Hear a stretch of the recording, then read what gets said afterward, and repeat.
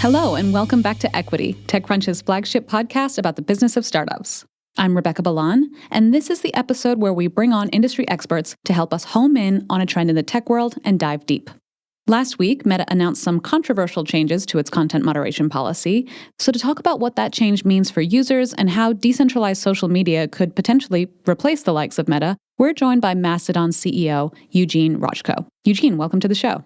Hi, thanks for inviting me. Well, thanks for coming on. Super excited to talk to you. So for those who don't know, Eugene is the creator of Mastodon, which is a decentralized open source social networking platform founded in 2016 that aims to compete with the likes of X, Threads, and Blue Sky. And actually, Eugene, you've had some fresh news this week, right? You plan to create a nonprofit in Europe and hand over ownership to it. Can you explain briefly what that means to our listeners and why you're doing it? Yeah, exactly. So far, I've been the sole owner of Mastodon's assets and copyright, assets including trademarks. What we're doing is we're starting a new nonprofit that will own all of these trademarks. And this is meant to avoid future issues that seem to become more common in the open source world, where there's just a conflict between the project lead and the community in terms of like trademark enforcement and so forth. And it's just reducing risks for the project going forward and for the community as well in terms of this sort of power being misused.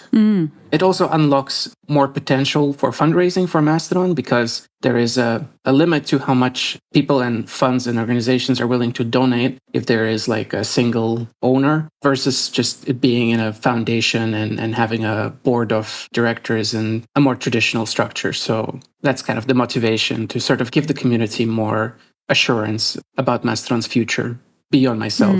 Yeah. And while also, creating like a funding structure and not having to rely on investment or venture capital or anything like that? Yeah, we've always rejected venture capital. This is the sort of thing that I've always wanted to avoid because I believe that social media should be built on protocols, not platforms, and that people should be able to choose freely between different platforms and also be able to move between them. Yeah. And, we talk about kind of consolidating control around certain people. I mean, we look at Meta, which has also had big news in the past week. I'm pretty sure Mark Zuckerberg owns like 62% of the voting power of Meta. And, last week, there's been a lot of controversy, as our listeners might have heard us talk about on the Friday show last week. So Meta's overhauling content moderation policies. They're taking off guardrails in that regard. They're also ending third-party fact-checking, moving to a more community notes a la X. They're lifting restrictions around, quote, topics that are part of mainstream discourse, whatever that means. And they're also just bringing back in more political content that they had kind of said they weren't going to push as hard.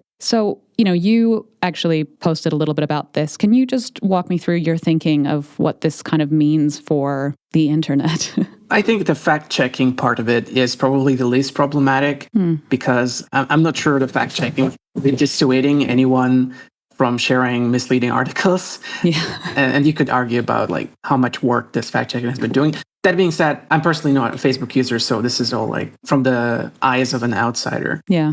The more problematic part for me is the changes to moderation policies regarding LGBT content and the fact that they explicitly allow calling gay and trans people mentally ill and that sort of rhetoric, as well as anti-immigrant stuff. I mean, it clearly aligns itself with the new presidency, and it's honestly, from a moral standpoint, it's quite awful because while they argue that this is free speech, and this is a very American view on free speech, that everything should be allowed to be said. And in Germany, there is a kind of a different view on free speech, where there is a carve out for hate speech, because there's kind of this concept called paradox of tolerance, that if you display tolerance towards intolerance, then eventually intolerance will displace tolerance, right? Yes. And there's a similar analogy with what people call the Nazi bar, right? If you have a bar where people come to drink, and you start allowing Nazis in, then the other clients will start leaving, and then your bar will fill with just Nazis, and it will become a Nazi bar. It's kind of the same principle here. This kind of moderation policy will eventually force all of the people who disagree with this sort of policy, who disagree with this sort of statements, as well as LGBT people, to leave the platforms. And the only people remaining will be people who are homophobic, transphobic, and so on. And so it's just a very concerning thing to see. Yeah. It's, people make this argument that there's a marketplace of ideas and, we shouldn't be afraid of putting all the ideas out there. But well, the thing about the marketplace of ideas is that if you allow this sort of rhetoric on your platform, people will leave. Yeah. And those people also have ideas. Trans people have ideas. Gay people have ideas. Black people, and so on. And if you force all of them to leave because they're exposed to hate and hate speech, then you will lose out on a lot of ideas. And the only ideas you'll have left on your platform is going to be hate speech. Yeah. Yeah. And it is particularly ironic considering that Facebook once, banned Donald Trump from the platform, but now it's just a complete 180, really. Yeah. I mean, LGBTQ people, trans people, I think that it was interesting. There was a policy, I think in the policy it says that, they are banning dehumanizing speech, but then also within the policies it says that you can refer to transgender people as it and women as household objects. So I don't really see how those two ideas can mesh, but... Yeah, they really managed to offend everyone in their moderation policies. Yeah, I feel like that's by design. I think that there's a lot of kind of desire to get people angry and maybe focus on the wrong things.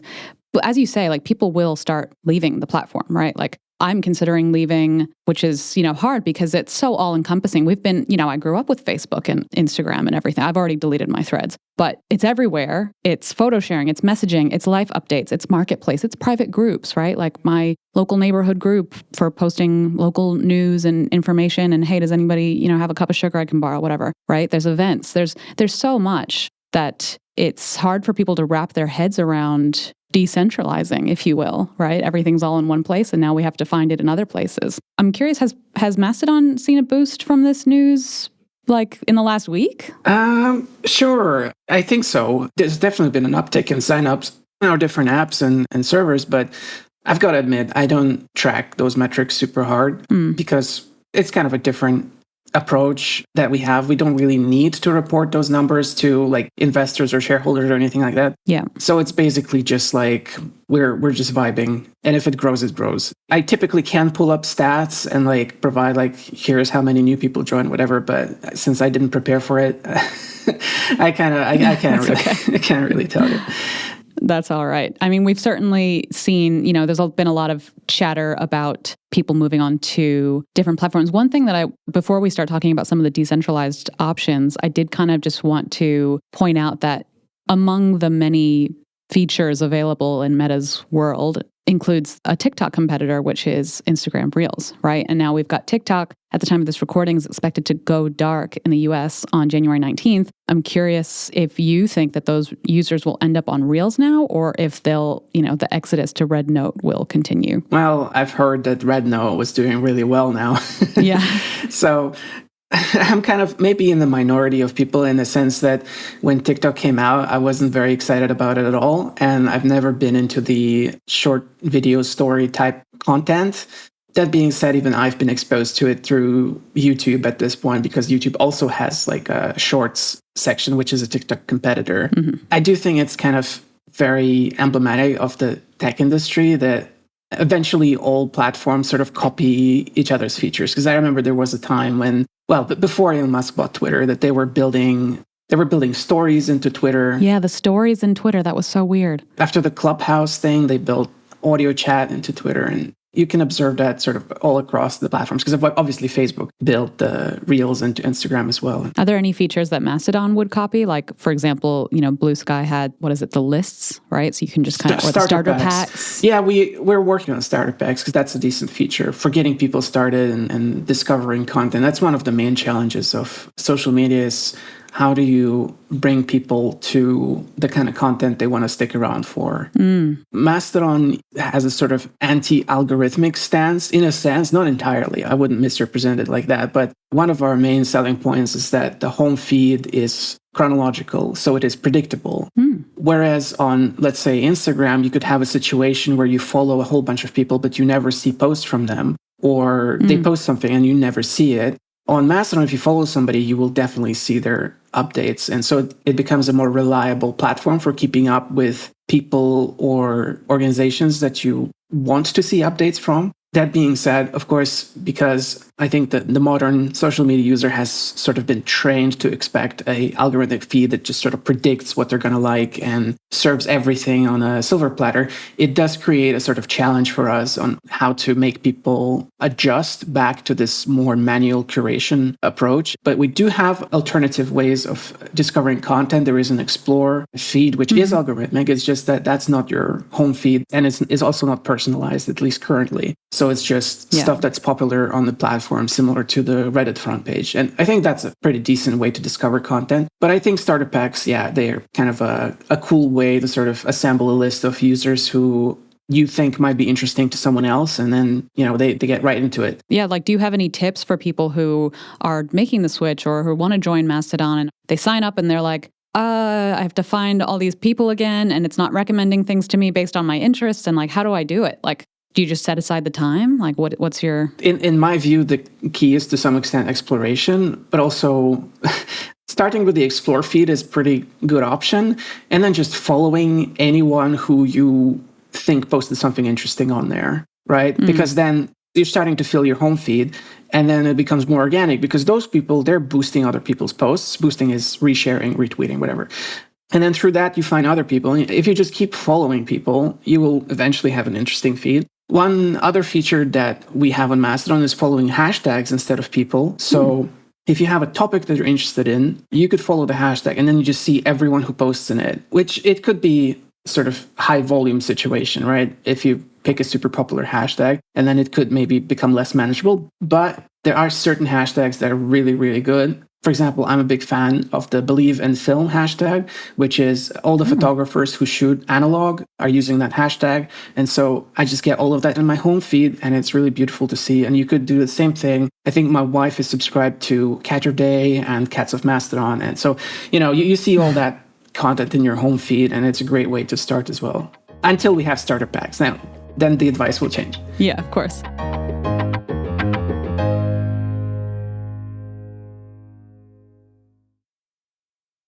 So another thing I wanted to ask you about is when you sign up to Mastodon, there's all these different potential servers that you could join and that you can kind of be hosted on or what have you. Can you explain how the different servers work? So you could join all those different servers, but 2 years ago we decided that it's a bit overwhelming for people, and we changed around how it's presented. So right now, actually, if you go to, let's say, joinmastodon.org, which is the homepage of the whole project, or go to our Android app or iOS app, what you will see is a big button at the top that says joinmastodon.social, which is the server that we operate, our nonprofit. And if you join that's all you need to do. It's like signing up on any other website, right? You just fill in your details and you're logged in. Yeah.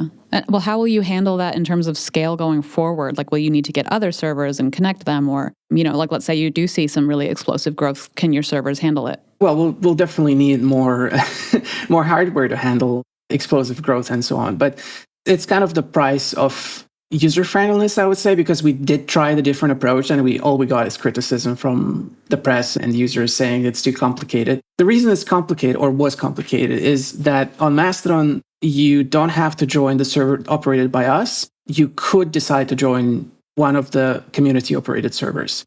So Mastodon is open source software, and anyone can take it, install it on their own hardware, attach it to a domain name, and you basically have your own social media platform entirely under your own control. You control moderation policies, you have your moderators, admins, whatever, and because it uses a decentralized protocol to communicate with other platforms, it becomes part of the Fediverse, the network of servers that some of them run Mastodon, some of them run other similar projects. Some are different proprietary services like Flipboard and Threads, for example. But right, yeah, I've seen a lot of Flipboard on there. Yeah, so basically from this custom server, you can follow any user on any other server, and you get their stuff in your home feed, and you can reply to them and so on. It's quite seamless. Basically, you could compare it to like picking an internet service provider to access the internet, but you're picking a like a Mastodon service provider to access the Fediverse, right? That's kind of the analogy, or picking a phone provider to be able to call anyone in the world. And so you have this choice in this ecosystem where it doesn't have to be us. It could just be, there's like 12,000 servers that people are running. Some of them are just, they're running them just for themselves or their families, so they're not open to registrations. But there is a smaller number of larger servers that are meant to be used by other people. And so this gives you a lot more control about what kind of experience you want to have. So on one hand, like if you disagree with some of the moderation policies that we use or the way that we do moderation, you could choose something that has different rules that fit more towards what your expectations are. Yeah. You could have a server that has a more like a free speech like approach, or you could have a server that's even more like isolated and more like safety purpose. Right. But of course, this kind of choice, it's a great thing. It's a wonderful thing. And also being able to self-host if you're like technically minded, or if you want to pay like a hosting company to do it for you, basically allows you to be entirely in control of your social media experience. Like you don't have a middleman at that point, especially if we're talking like organizations or like government agencies. Like that's 100% the right thing to do, because, you connect directly to your audience. Like you connect directly to your citizens or whatever, and they can follow the updates, and there's no middleman that can decide, oh, now I'm not going to show these posts to your followers or whatever. Yeah. It's not trendy enough. Yeah. Yeah. Interesting. Yeah. And then, you mentioned content moderation policies. So for each server gets to kind of determine their own content moderation. How does Mastodon do it? You've got quite a small team. I think you said it was around 5 full-time staffers, a handful of freelancers. Yeah. How are you managing content moderation on the platform? Yeah, we have a team of moderators. They're contractors. And how do we manage? So we have rules. We have rules against hate speech. We have rules against misinformation. We require people to put disclaimers on AI-generated content. And then the community reports anything that they think goes against those rules, or sometimes they report things because they disagree with them. And then our team reviews those reports and decides if it's something that can be acted upon or not. And we try to approach it sensibly and try to sort of escalate slowly for minor offenses. And, if there's a big offense, eventually, we can issue a ban. And so a ban it means that the user cannot use our server anymore. But of course, because the network is decentralized, they could make an account somewhere else and continue. Right. But you mentioned something the other day on a post that Threads content, if any of it is violating Mastodon's policies, that it will be banned, or can you explain that? Yeah. So as I mentioned earlier, every service on the Fediverse obviously has its own moderation, and it's under independent control. Threads is a great example of this. They're Meta's property and nobody can tell them what they can do. But of course, if we are ingesting content from Threads, if people from Mastodon are following Threads users, we can then decide on the receiving end, do we want to receive it or not? And so this is what I was talking about. If there are Threads users that are breaking our rules by posting hate speech and so on, then we can decide no more. Those users' posts will no longer be displayed on our platform. So that's kind of the extent of what you can do on Mastodon to sort of block content from the network that violates your rules. You could escalate that and say, this server is beyond redemption. I don't want to see any content from it whatsoever. And by the way, users can do that for themselves as well. There's both individual block and mute functionality, but also as a user, you can block a whole server. You can just say, I personally don't want to see any Threads content, so I could just block threads.net and that's done. You never see it. Nice. Threads moderation policy changes kind of puts us in a sort of silly situation, because obviously we were welcoming Threads implementation of the common protocol that we operate under, because the whole point is that we want a social network that is not bound to one specific platform, that unites all sorts of different platforms. And so far, it's mostly been like open source projects, right? It's Mastodon, Pixelfed, and so on. Like Mastodon is probably the biggest names of those, but Meta is one of the largest social media providers in the world, right? With Facebook, Instagram, and now Threads. And so it was sort of exciting to see that our principles are being adopted to allow interoperation with a larger platform like that. But at the same time, now that they're changing their moderation policy to allow hate speech, it just feels icky to like cooperate with them on a technical level. Super icky. And so it's not quite clear like how to deal with it, because on one hand, you could argue that interoperability is still important because it's difficult to leave a platform. When platforms have walls built around them, you have to make a decision. Do I leave and then get disconnected from all of the people I know on this old platform and I have to like manually bring them over? Or do I remain on this platform indefinitely? And a lot of people choose to remain indefinitely because it's just too difficult to move everyone. But if these walls are taken down and platforms become interoperable, then you can leave yourself, and it's super easy. Like, you just make a new account, right? And then you can refollow or like get follows from all the same people that you were interacting with on the previous platform. And you don't really have to convince them to switch themselves. You only have to make that choice for yourself. So it's a lot easier. So one of the reasons to keep compatibility with Threads, even despite the moderation changes, is just to allow people to switch from Threads to Mastodon easier. Yeah. That being said, Threads has been super disappointing in implementing the ActivityPub protocol. I think the platform launched like 2 years ago at this point, maybe 1 year, but it feels like 2 years. It was supposed to be fully compatible from the start, but I remember they said that they launched early because of some Twitter stuff that was going on, and so they weren't fully ready. And then every single step towards compatibility has basically been breadcrumbs. Like, Threads users have to opt in to Fediverse sharing, which is a really silly thing. Like, imagine if you had like a Google Mail account and you had to opt in to receive email from somebody who was not on Google Mail, right? That would be silly, right? But that's what's happening on Threads. And that option is super hidden. And every 30 days, they give you a scary pop-up asking, are you still sure you want to enable this? And so it just feels like, very uphill. Yeah, like, what's the point of that? Like, what are we playing at here? Yeah. And for the longest time, you could not see a lot of content from the Fediverse on Threads. And eventually they allowed you to see replies that you get and who liked your post. Now you can finally follow people from the Fediverse on Threads, except that there's all this opt-in stuff around it. Like, for example, the posts on Threads, they could have replies from the Fediverse, but unless you yourself are opted into Fediverse sharing, you will not see them, it just feels hostile, right, at this point. Fediverse light. Exactly. And so the question then becomes like, is it even worth it to try to stay compatible with that? I mean, I say stay compatible, it's really a moderation matter. Like, do we on Mastodon Social and the server that we operate, do we block threads going forward or not? Yeah. We just expect that eventually it's going to become just overwhelmed by hate speech. I mean, it's possible. Yeah, I mean, I think that it's just going to be one of those things that you're going to have to watch and adjust, and maybe you'll block, and then maybe later on you'll roll it back, and you know, it's a interesting time to be alive. For now, we're taking a wait and see approach because we basically leave it in the hands of the users to do it for themselves and make that choice. And again, the basic principle is we want to allow interoperability because it might make it easier for people to switch from Threads to Mastodon. And so the idea is like that eventually all social media platforms would support this protocol, and you would be able to just, for example, follow a YouTube channel from your Mastodon account, and you just see new videos in your home feed. And, you can just comment, and the comment appears under the YouTube video. Mm-hmm. You could follow, an Instagram user, follow a Tumblr user, whatever. All the same principle. Yeah. All of these platforms are essentially the same. There's users, they post stuff, and they follow each other. Right. Why shouldn't they be compatible, right? Right.